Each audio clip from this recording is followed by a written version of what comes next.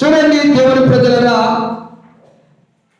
ఈ శతాధిపతి యూదులలో పెద్దలను పిలిచి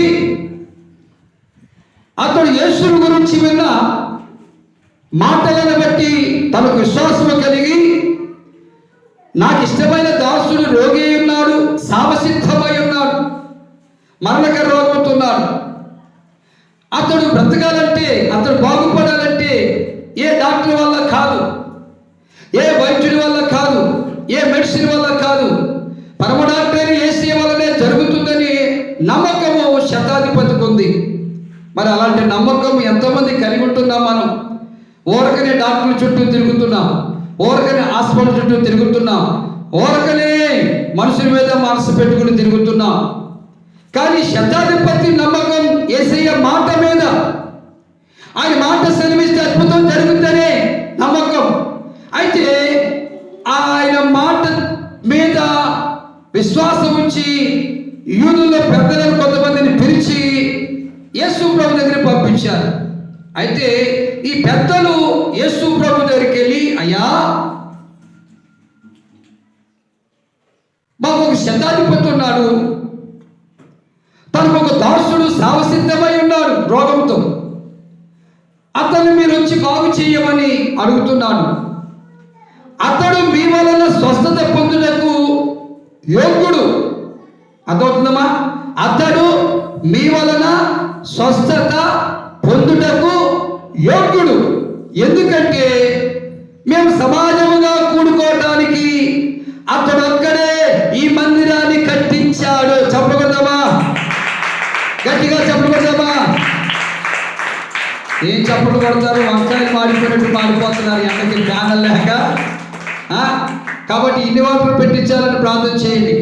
ఇన్ని వాటర్ ఉంటే ప్యాన్లు తిరిగితే కొన్ని ప్యాన్లు ఇసురు కొట్టడమే సరిపోతుందా? చూడండి దేవుని ప్రజలారా, ఎక్కడికి వచ్చాం మనం? సమాజముగా కూడుకొని ప్రార్థించుటకు, కొన్ని డిస్కషన్ చేసుకోవడానికి ఒక మందిరాన్ని ఆ అధికారి కట్టించాడు. ఇంత పరిచర్య చేశాడు అతడు. కాబట్టి నీ వలన మేలు పొందుటకు అతడు యోగ్యుడే అని చెప్పినప్పుడు యేసు ప్రభు అన్నారు, సరే వెళ్దాం అని. వెళ్దామని వాళ్ళతో పాటు వస్తుండగా ఆ యూదులను చూసినటువంటి శతాధిపతి పిలిచి, ఆ సేవకుడిని శ్రమ పెట్టకండి, ఆయన నా ఇంటికి వచ్చుటకు నేను యోగ్యుడని కాను. నేను పిలిస్తే 10 మంది వస్తారు, ఇటు పిలిస్తే 10 మంది వస్తారు, అటు పిలిస్తే 20 మంది వస్తారు, 100 మంది వస్తారు. వాళ్ళు మనుషులు, కానీ ఈయన మనుష్య కుమారుడు, దేవుని కుమారుడు, అద్భుతాలు చేసే దేవుడు. కాబట్టి ఆయన నా ఇంటి దగ్గరికి రావడానికి నేను యోగ్యుడని కాను. అంత భక్తి లేదు నాకు, అంత నీతి లేదు నాకు, అంత విశ్వాసం లేదు నాకు. కాబట్టి ఆయన ఒక్క మాట సెలవిస్తే, ఏంటమ్మా, ఒక్క మాట సెలవిస్తే, మనం అంటే ఒక ఇంజక్షన్ అన్న చేయండి, ఒక పిల్లన్నా ఇవ్వండి. కానీ ఈయనేమంటున్నాడు, ఒక్క మాట సెలవిస్తే సావసిద్ధమైన నా దాసుడు బ్రతుకుతాడు. చెప్పకూడదమ్మా? బ్రతుకుతాడు. నీ మాట నా సేవకుని బ్రతికిస్తుంది, నీ మాట నా దాసుడిని బ్రతికిస్తుంది. నీ మాట జీవము గలదయ్యా యేసయ్యా, నీ మాట జీవము కలిగినది, నీ మాట స్వస్థతనిచ్చేది, నీ మాట బ్రతికించేది. ఆ నమ్మకం అనుకుందా? ఒక్క మాట సెలవిస్తే సరిపోయిన లాజరు, సమాధిలో లాజరు బ్రతికి బయటకు వచ్చాడండి.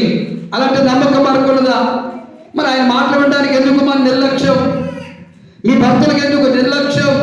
మీ కొడుకులకి కూతురికి ఎందుకు నిర్లక్ష్యం?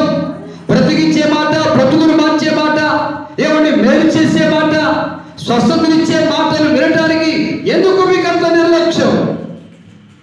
ఆ శతాధిపతి అంటున్నాడు, ఆయన ఒక్క మాట సెలవిస్తే ఏం జరిగిందట?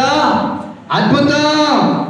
చూడండి నేర్పుదారా, అలా చెప్పిన తర్వాత అక్కడ ఏం జరిగిందో మాట చదువుదాం. 8వ వచనంలో చూస్తే, ఈ మాటలు పట్టుకెళ్ళి దేవుని ప్రజలారా ఎలాంటి చేస్తాడో, ఎలాంటి ఆశ్చర్యకార్యం చేస్తాడో